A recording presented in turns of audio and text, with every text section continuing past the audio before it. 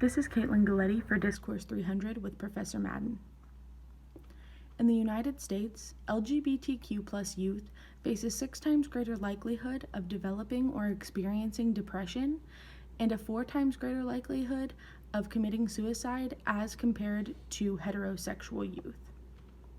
Considering there are over 9 million LGBTQ+ adult members within the United States, it is important for us as a society to understand the history and the problems that this community is facing and has faced. This number also does not account for the number of LGBTQ+ adolescents in this country who face increased pressure and stress related to their sexual identity. When this many individuals in our country are facing a crisis, it's important to establish that this is no longer a them problem, but rather an us problem. I want to begin by discussing the LGBTQ+ community. Then I will move on to the current mental health care crisis in the United States. And finally, I'll discuss some of the solutions to address this crisis.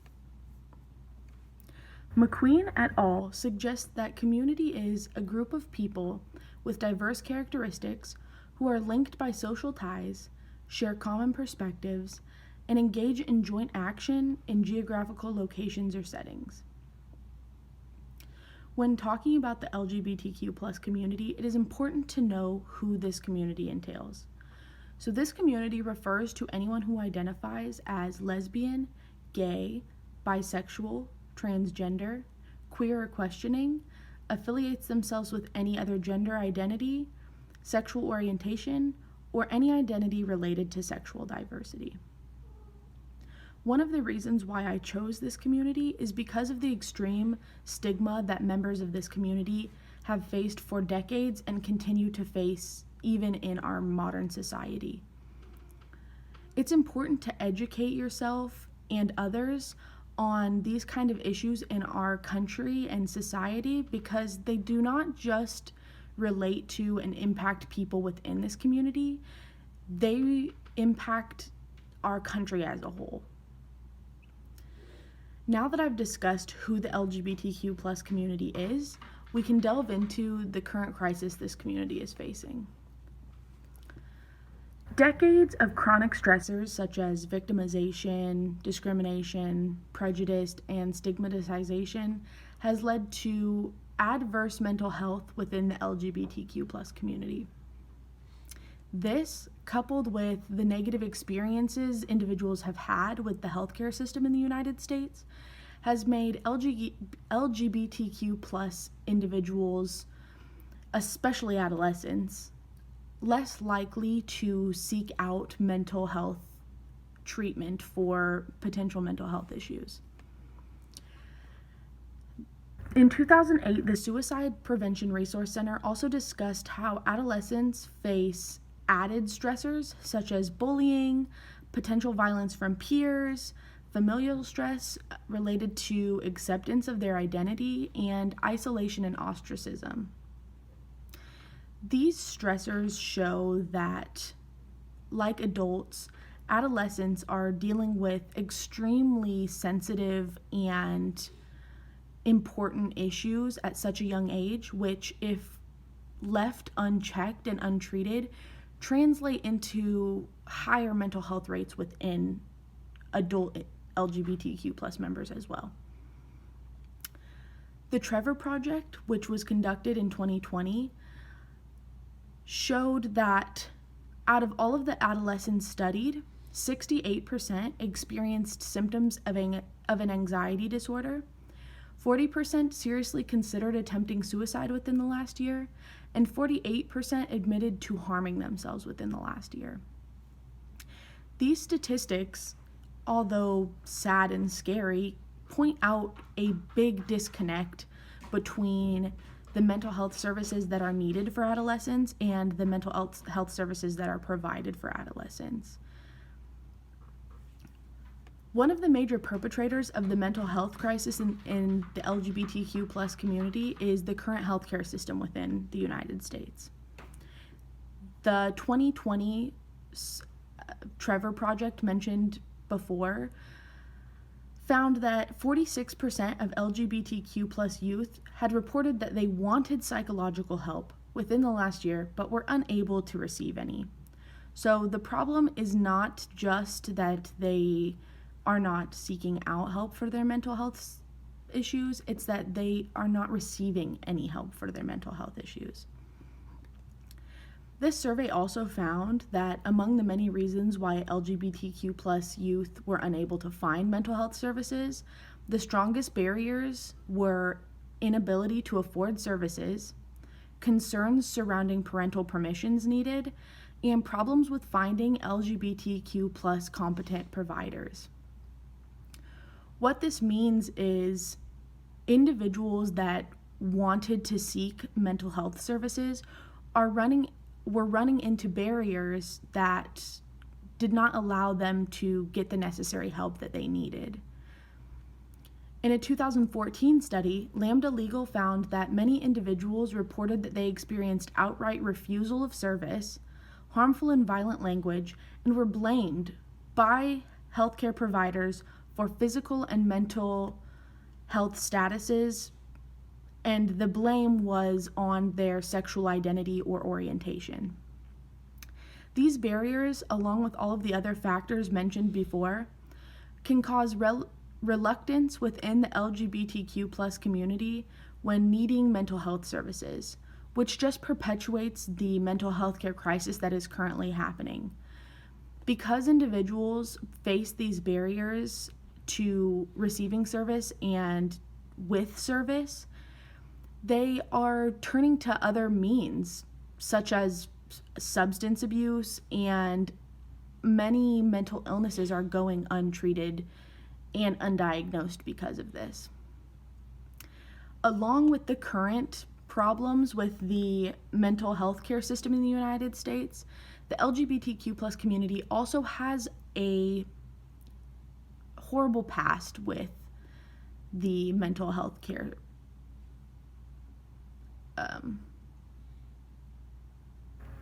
institution. Before the American Psychiatric Association removed homosexuality from the DSM in 1973, there are many treatments that were being used to cure individuals of their homosexuality. These treatments included electroshock therapy, aversion therapy, lobotomies, castration, and even medications, extreme medications such as Thorazine, which was referred to as a medicinal lobotomy. This history is one of the many reasons why there is a mistrust in the mental health care system between LGBTQ plus youth and adults, and getting services for their mental health. Beyond just the mental health care system perpetuating this crisis, federal and state governments also help perpetuate the problem with inconsistent legislation and policies.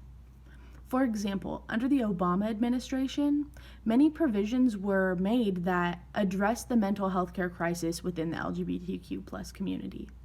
These included providing more healthcare options for individuals, prohibiting discrimination based on gender or sexual identity, and requiring that most plans provide some kind of behavioral health services. But unfortunately, these provisions have been challenged under the Trump administration, which just goes to show the uncertainty surrounding legislation in terms of the LGBTQ plus community. Because this community has been so politicized and used as a means of dividing people, there are always inconsistencies with how policies are put into place, how long the policies are put into place, what the policies entail, and much more.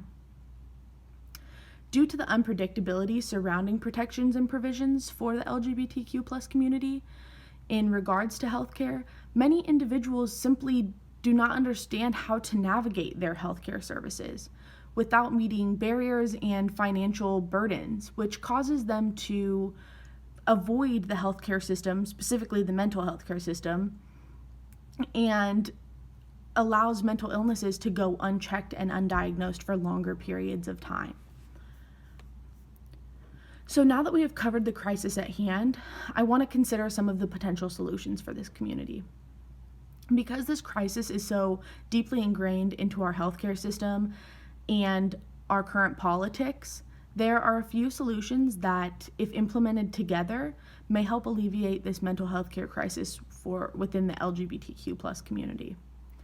The first solution would involve banning the use of conversion therapy on minors nationwide, and would set requirements for establishments that support adult conversion therapy. Currently, only 20 states legally ban conversion therapy for minors, despite the fact that major mental health organizations such as the American Psychiatric Association and the American Psychological Association have both openly denounced this practice and have empirically found it to be more harmful than helpful. The visual aid that I've provided shows some of the statistics on conversion therapy that can help provide a greater understanding of why this practice should be banned. So this aid was provided by the Trevor Project, which has been referenced throughout this video.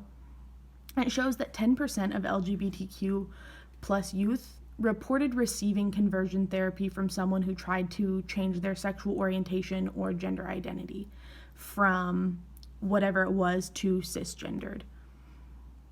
So one of the statistics on this visual shows that youth underwent conversion therapy from a number of individuals, with the three main categories being healthcare professionals, outside religious leaders, meaning religious leaders from other churches or organizations, and personal pastors or priests, which means individuals from the church that this person or their family attended.